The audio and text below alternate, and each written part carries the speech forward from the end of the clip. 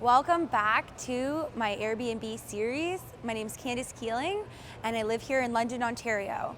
What we're going to talk about for episode 2 is insurance and my experience with insurance with Airbnb.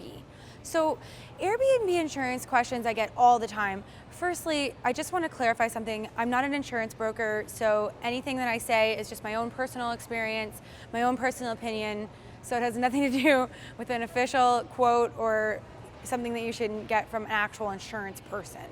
So that being said, what happened with me is I have insurance on my properties, and that is home insurance. So just because you're hosting on Airbnb doesn't mean you're covered necessarily under home insurance. So everybody needs to make sure they still have home insurance. Home insurance is going to cover an array of things depending on what type of coverage you have, and that you really should speak directly to someone about. Now, in my experience, I've also dealt with Airbnb insurance. Airbnb has 2 different types of insurance. So the one insurance that I'm going to talk about right now covers you if a guest damages your house. How does it cover you? It gets a little bit tricky. So if you're renting out your full house, then you have a very clear idea of who might have damaged your house. Whether it's something minor or major, you can start a claim with Airbnb. So did someone simply spill a drink on your carpet? Do you need to buy a new carpet or pay someone to clean the carpet? Is there an excess in cleaning? Or did somebody, knock something over a value like a TV and you're looking to get, somewhere $500,000, $1,000, whatever it might be. So when you go to make a claim, you need to know firstly who you're making the claim against.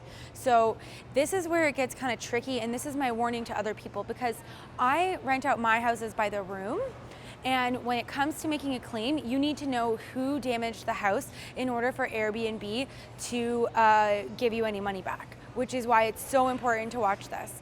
So if you have a full house rental and something gets damaged, then you send a request and you start a claim through Airbnb and you ask for, say, I'm looking for $100 because my carpet was stained by the last guest. It's pretty straightforward if only one group was in the house or one guest had booked it, who that was. And it's easy to start the claim. Now the guest can either deny it or accept it, and then the guest has an option to pay out of pocket and give you that money, or they have an option to essentially say, no, I didn't do it, and deny it. So at that point, after they pretty much try to mediate you and the guest, if the guest is refusing to pay, then Airbnb, in cases that I've seen, will cover whatever the claim is. You do need to have proper receipts. You need to make sure they're like official receipts. You can't just like make one up online or something and expect them to send you money. And you need to make sure everything's recorded. Take photos of everything, keep a record of everything.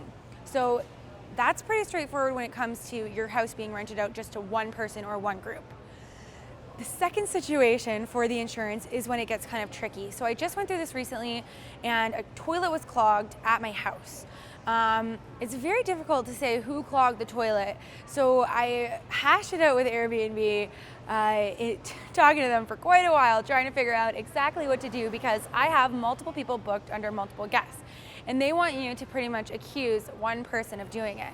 If you don't pick someone who to accuse for clogging the toilet or whatever it may be, then they can't start the claim. So this was kind of the first issue I had with them because I said, like, who could know 100%, who clogged the toilet, who left it overflowing, which ended up causing like an excess of damage at the house. So the first thing I will say is that if you're renting by the room, and you're having a shared bathroom, that is a problem you can run into, and I don't have a solution for it yet. That's just kind of a risk that I'm taking right now in hosting. But I will say I had proper house insurance. So my house insurance covered the damage that was from that. And then Airbnb insurance got back to me a while later. So I'd heard a lot about Airbnb insurance and for big claims, and I wasn't 100% confident. I mean, it's not a Canadian-based company, so I wasn't 100% confident, like, how are they gonna address damages if they cost thousands of dollars? Like, how does the entire process work? So I will say this, Airbnb did get back to me with an insurance broker who was based in Canada. So that was great, but it took 5 weeks, I believe. Not exactly sure, but I know it was over a month.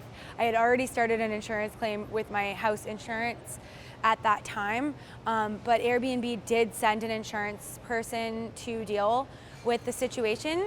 It was just very delayed. I think it's because the company is still pretty small and it's pretty new in its infancy.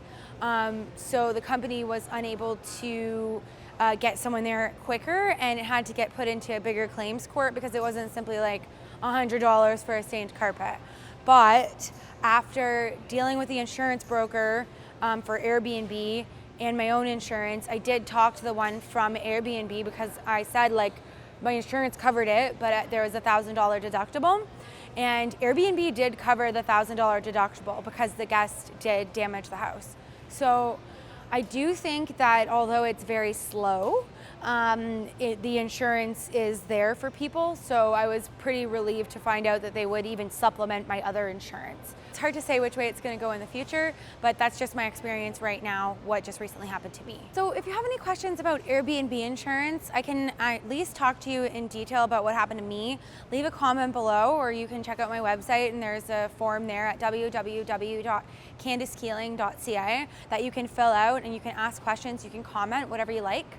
And I will try to get those to an actual insurance person. I want to keep this content fresh for you guys, up to date and relevant. So let me know what your questions about the insurance are, and I'm going to do my best to answer them. Thanks for joining me for episode 2 of my Airbnb series with Insider Airbnb with Candace Key. If you're not in my Facebook group already, you're getting this information after everyone else. So if you want to get the information first, you need to join Insider Airbnb with Candace Key on Facebook. There I post all the videos ahead. I do other things that I don't post on YouTube. There's lots of private content on there, and it's only for people in that group. And I'd like to thank you so much. If you like this video, please give it a thumbs up and hit the subscribe button. Thanks.